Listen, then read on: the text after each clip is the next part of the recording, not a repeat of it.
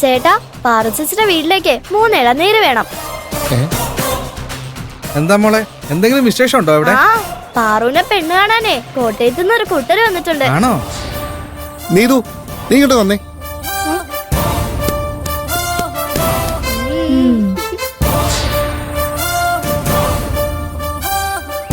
പാർവതിയെ പെണ്ണ് കാണാൻ ആരാ വന്നിരിക്കുന്നേ?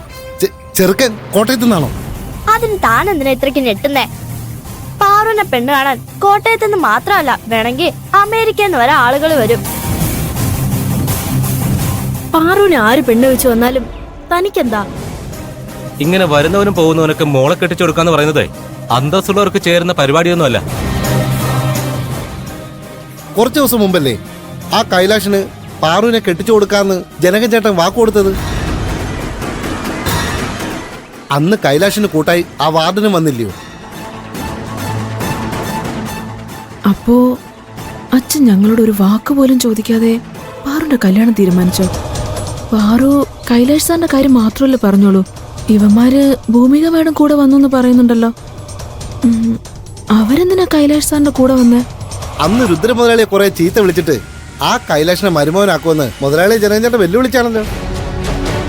എന്നിട്ടിപ്പോ വേറെ ചെറുക്കനെ നോക്കുന്നു. ആ ചെക്കനെ തിരിച്ചറിവെന്ന് കാണും. എത്ര വലിയ മുതലാളിയാണെങ്കിലും രുദ്രനെ പഠിപ്പിച്ച് ജീവിക്കാൻ പറ്റുമോ?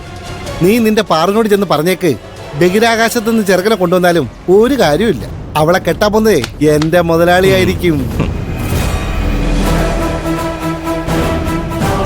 ചേട്ടാ, ആ ഇളനീര് ഇവർക്ക് കൊടുത്തേക്ക്. രുദ്രന് വേണ്ടി കുറെ നേരം സംസാരിച്ചല്ലേ, തൊണ്ട വരണ്ടു പോയി കാണും. കൊടുത്തേക്കാം കൊടുത്തേക്കാം. ചേച്ചി വേഗം പാറുവിനെ വിളിച്ച് പറ.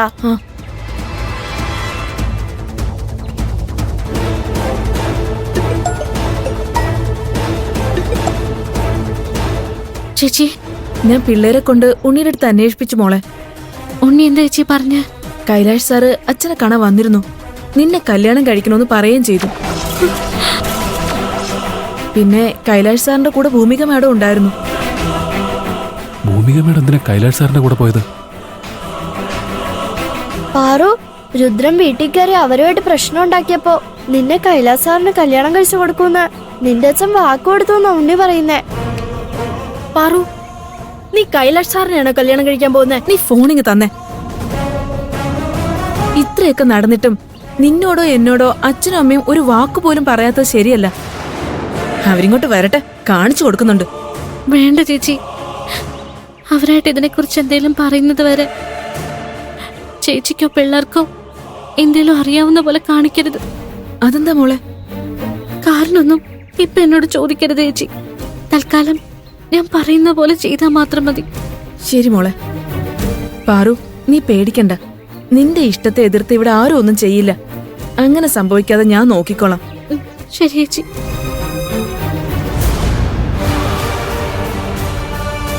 വിഷയം കൂടുതൽ വഷളായിക്കൊണ്ടിരിക്കുകയാണല്ലോ.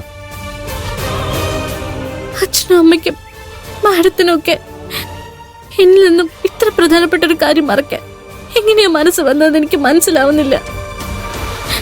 ഞാൻ ഭൂമിക മാഡത്തിനെ എന്തുമാത്രം വിശ്വസിച്ചതാ. കൈലാഷ് സാറിന്റെ വിഷയത്തെക്കുറിച്ച് എന്നോട് അവർ സംസാരിക്കാൻ വന്നപ്പോ എനിക്ക് അദ്ദേഹത്തെ അത്തരത്തിൽ കാണാൻ പറ്റില്ലെന്നും ആ വിഷയത്തെക്കുറിച്ച് സംസാരിക്കാൻ പോലും താല്പര്യമില്ലെന്നും ഞാൻ അവരോട് പറഞ്ഞതാ. എന്നിട്ടും അവർ കൈലാഷ് സാറിന്റെ കൂടെ എന്റെ വീട്ടിൽ പോയി പെണ്ണ് ചോദിച്ച എന്തിനാന്ന് എനിക്ക് മനസ്സിലാവുന്നില്ല. നീ കരയില്ലേ പാറു. എന്തൊക്കെ സംഭവിച്ചാലും നിന്നെ എന്നെയും ആർക്കും പിരിക്കാൻ പറ്റില്ല. ഞാൻ നിന്റെ കൂടെ തന്നെ ഉണ്ട്. പ്രിയൻചേട്ടൻ കൈലാഷ് സാറിനോട് സത്യം തുറന്നു പറയത്തിന്റെ കാരണം എനിക്ക് മനസ്സിലാവും. പക്ഷെ ഇനിയും നമ്മളൊന്നും ചെയ്യാതെ കൈയും കെട്ടി നോക്കി നിന്ന് നമ്മള് നഷ്ടപ്പെടരുതെന്ന് ആഗ്രഹിക്കുന്ന പല ബന്ധങ്ങളും കൈവിട്ട് പോയെന്ന് വരും. നമ്മൾ എന്തേലും ചെയ്തേ പറ്റൂ. ശരി, നമ്മൾ എന്ത് ചെയ്യണമെന്നാ നീ പറയുന്നത്? ഭൂമിക മേഡല്ലേ ഈ വിഷയത്തില് കൈലാഷ് സാറിനെ ഇത്രയും സഹായിച്ചത്. അതുകൊണ്ട് അവരോട് തന്നെ നമുക്ക് സംസാരിക്കാം. നമ്മൾ തമ്മിൽ ഇഷ്ടത്തിലാണെന്ന് മാഡത്തിനോട് തുറന്നു പറയാം. ഭൂമിക മാഡം കൈലാഷ് സാറിനെ കാര്യങ്ങൾ പറഞ്ഞ് മനസ്സിലാക്കിപ്പിച്ച് പിന്തിരിപ്പിക്കട്ടെ. ഇതിന് സമ്മതിക്കില്ല എന്ന് പറയരുത് പ്രിയൻചേട്ടാ. ഇല്ല, നിന്നെ ഇനിയും ഞാൻ തടയില്ല. ഇനി വരുന്നിടത്ത് വെച്ച് കാണാം. നമുക്ക് ആദ്യം ഭൂമിയാ മേഡത്തിനെ ഒന്ന് കാണാം. എല്ലാം തുറന്നു പറയാം. നീ വാ. കരഞ്ഞതും വേദന അനുഭവിച്ചതും എല്ലാം മതി. നീ വാ. കൈയോടെ തന്നെ മേഡത്തിനെ കാണാം.